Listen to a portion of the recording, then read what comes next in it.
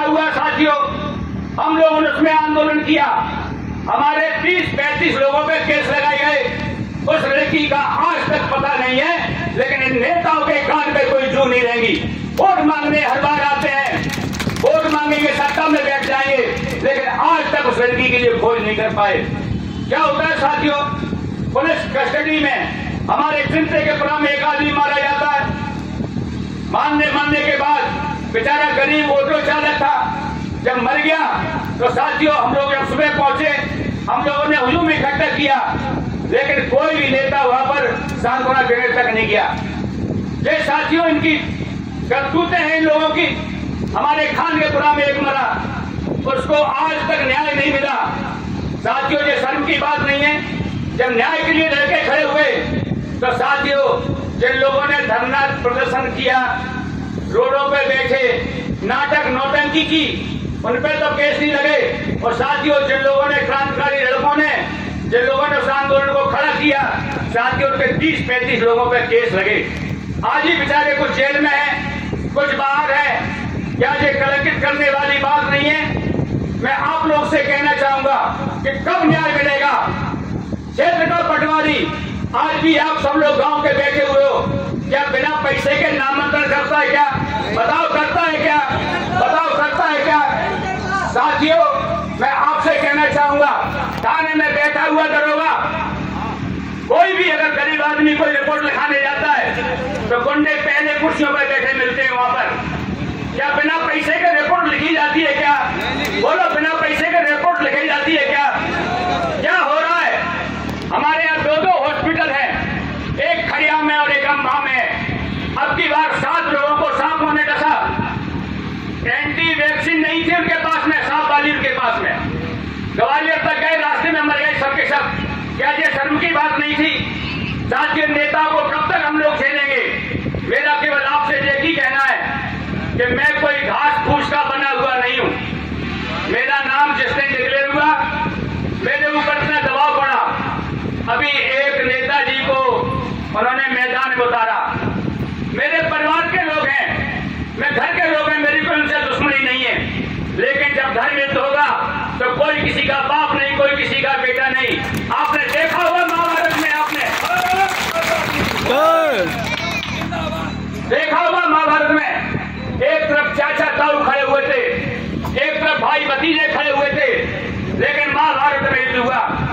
अर्जुन ने अपना गांडीव जमीन पर रख दिया, और अगर वो ये वाली बात सोचते कि उस तरफ मेरे दादा लड़ रहे हैं, इस तरफ मेरे ताऊ लड़ रहे हैं, इस तरफ मेरे चाचा लड़ रहे हैं, तो साथियों अगर वो लड़ाई बंद कर देते तो क्या दुशासन औरतों की इज्जत लूटने से क्या बचते लोग? क्या दुर्योधन जैसे अत्याचारी लोग क्या इस जमीन के ऊपर अगर वो पीछे हट जाते? लेकिन नहीं, श्री कृष्ण ने जो उपदेश दिया, वो अर्जुन ने अपना गांडीव उठाया तो अपने चाचा और ताऊ से लड़े। मैं भी लड़ने के लिए तैयार हूं। लोग मुझसे कहते हैं कि अब तो एक बहुत बड़ा आदमी आ गया है। कितना बड़ा आदमी है? कोई दाम में बढ़ सकता है, कोई पद में बढ़ सकता है, लेकिन चाम में तो हम सब बराबर है। हम लोगों की चमड़ी खून एक जैसी है। साथियों को कोई ताकत नहीं है जो सुरेंद्र सिंह को कोई खरीद सके। मैं बड़ी शिद्दत के साथ ये चुनाव लड़ूंगा। और केजरीवाल जी ने, आम आदमी पार्टी ने जो विश्वास व्यक्त किया है, मैंने कभी किसी के साथ विश्वासघात नहीं किया। लोग पदों के लिए पार्टी बदलते घूमते हैं, लोग पदों के लिए अपने अपने सिद्धांत से समझौता करते हैं। एक ये पहला चुनाव हुआ इस दिल्ली की आम सभा का, जो बिना शराब के और बिना दलालों के होगा, और ये चुनाव हम जीत के रहेंगे। साथियों मेरा केवल आपसे इतना ही कहना है मेरा कि आप लोग अपने आप को थोड़ी देर के लिए भूल जाए कि हम इस पंडाल के आज बैठे हुए। आप लोग कुरुक्षेत्र में खड़े हुए हैं, एक तरफ धर्म है, एक तरफ अधर्म है।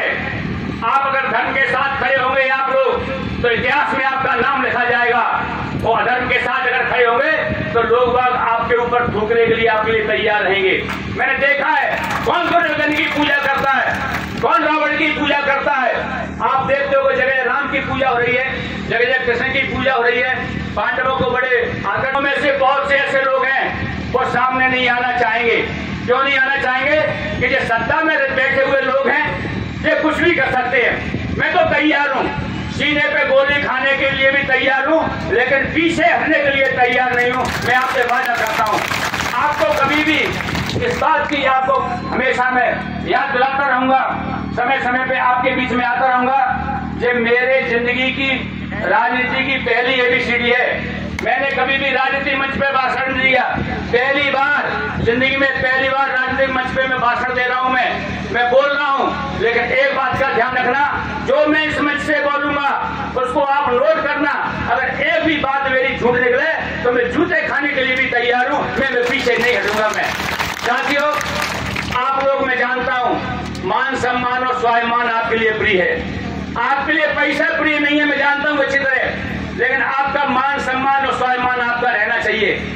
इसी अम्बा की धरती पर दिग्विजय सिंह आए थे कुछ दिनों पहले, कुछ साल पहले, और जब भाषण दे रहे थे तो बिजलियां नहीं थी, सड़क नहीं थी, लोगों ने हो की, तो इसी अम्बा के अंदर उन्होंने कहा कि अभी गोदुओं की आवाज आ रही है। हम लोगों को गोदुआ कह के गए थे, क्या आप लोग ऐसे आदमी को पसंद करेंगे जिस आदमी ने मैं गोदुआ कहा? बोलो, पसंद करोगे क्या आप? इनको जवाब दोगे कि दोगे? जगह जगह गांव में कह दो कि जो हमें गोदुआ कहने वाला आदमी अगर मुझे दिखाएगा तो उसको हम काले झंडे दिखाएंगे। मेरा केवल आपसे इतना ही निवेदन है कि आप यदि मुझे प्रत्याशी बनाया, आप लोग अगर मुझे जिता के पहुंचाएंगे तो मेरे लिए विधायक बनना कोई मायने नहीं रखेगा मेरे लिए, लेकिन आपके बीच में कंधे से कंधे मिला के आपके बीच में खड़ा मिलूंगा। लोग क्या नेता लोग इस पे नेतागिरी कर रहे हैं। लोग, मैंने लोगों से कहा कि मैं अर्थी में कंधा लगाने के तैयार हूँ, मैं हॉस्पिटल में मरीजों को देखने के लिए तैयार हूँ, लेकिन लोग जब फर्श बिछा के बैठते हैं और जब अपने जाके वापस में जाजिम पे बैठ के और शोक सेमिनार न करते हुए केवल राजनीतिक रोटियां सेकना का काम करते हैं, उनको भी हम चैलेंज के साथ कहना चाहते हैं कि हमारी जो गरीब जनता यहाँ बैठी हुई है, हम आपके साथ कंधे से कंधा मिला के काम करेंगे। अगर 6 महीने के अंदर अगर हमने की हुई बात अगर हमने पूरी नहीं की जो मैंने यहाँ से कही है, तो 6 महीने बाद आप गारंटी से समझ लेना कि मैं इस्तीफा दे दूंगा, मैं रहूंगा नहीं उस पद के ऊपर, क्योंकि मैं अपनी बात के ऊपर अटल रहता हूं और मैं अपने कायम रहूंगा। साथियों, आप लोगों ने मेरी बात बड़े ध्यानपूर्वक सुनी, इसके लिए मैं आपको बहुत बहुत धन्यवाद ज्ञापित करता हूं। मेरे पास क्षेत्र के विकास के लिए बहुत काम थे, मैंने सामाजिक काम किए, मैंने जैसा श्याम सिंह ने बताया, मैं कभी आना भी नहीं चाहता था इसमें, मैं समाज का काम कर रहा था, मैं चाहता था क्षेत्र का कैसे विकास हो। शहीद राम साहब बिस्मिल का पाठ हटा दिया 2011 में साहब, उन्होंने कहा जी कौन, ये अरविंद मेनन केरल से आए थे बीजेपी के, उनकी केरल यात्रा जोड़ दी गई। लोगों ने भोपाल से मुझसे कहा, हमने लोगों से कहा, लोग तैयार नहीं हुए क्योंकि नेताओं के चंगुल में झगड़े हुए लोग थे। हमने पदयात्रा की और पदयात्रा के माध्यम से 2012 में वो पाठ जुड़ा कक्षा 6 की किताब में, ये हमारी उपलब्धि थी। साथियों, हमने कहा कि हमारे पास एक स्कीम थी, हमने पर्यटन विभाग से, इंटेक्स से 25 करोड़ रुपए की लागत से इस ऐसा को बनाने की हम लोगों ने कोशिश की, क्या एक पर्यटन स्थल बने यहाँ पर। लेकिन साथियों, जब 25 करोड़ रुपए पास होके आए तो कलेक्टर ने जिस समय पेपर में निकाला और निकालने के बाद चाहे बीजेपी हो चाहे कांग्रेस के हो, सब नेता खड़े हो गए, बोले इसको रोको, नहीं अगर नहीं रुका तो बहुत आगे तक जाएगा। और साथियों, दोनों ने मिलकर 25 करोड़ का प्रोजेक्ट फेल कराया। आज 25 करोड़ का प्रोजेक्ट पास हो जाता तो जो हमारी 5 लाख रुपए बीघा जमीन है वो 50 लाख रुपए बिकती, तो कोई भी नौजवान हमारा बेरोजगार नहीं रहता। साथियों, क्या हो रहा है चंबल की धरती पर, क्या हो रहा है चंबल के रेतों में? कौन रेत खोद रहा है, कौन रेत बेच रहा है, कौन सिंध में रेत खोद रहा है, कौन बेच रहा है? कांग्रेस और भारतीय जनता पार्टी के लोग आपस में मिलकर खनन कर रहे हैं। मैंने देखा वहां पर सिंध नदी में गोविंद सिंह हो चाहे हमारे ओपीएस भदौरिया हो, दोनों अलग अलग पार्टियों के हैं, लेकिन अपनी अपनी खदानें खोल रखी हैं। अवैध रूप से रोजाना 10-20 लाख रुपए का धंधा हो रहा है। साथियों, क्या जो मिल बांट के जो लोग डकैती नहीं डाल रहे, क्या चंबल में डकैती चल रही, हजारों 500 ट्रॉलियां रोजाना भरी जा रही हैं, कौन के साल में भरी जा रही हैं? क्या एसपी नहीं देखता, क्या कलेक्टर को नहीं दिखता? सरेआम खनन हो रहा है और उस खनन के बाद भी कोई भी रोकने को नेता तैयार नहीं है। लेकिन अगर मैं सत्ता में आया, अगर मेरी आम आदमी पार्टी सत्ता में आई, तो जो पंजाब में हुआ, तो जो दिल्ली में हुआ, कोई मध्य प्रदेश में होगा, और जितने भी माफिया हैं सबके सब जेल के अंदर दिखेंगे। इसी के बाद मैं अपनी बात समाप्त करता हूँ। जय हिंद, जय भारत, धन्यवाद। भारत माता की, भारत माता की।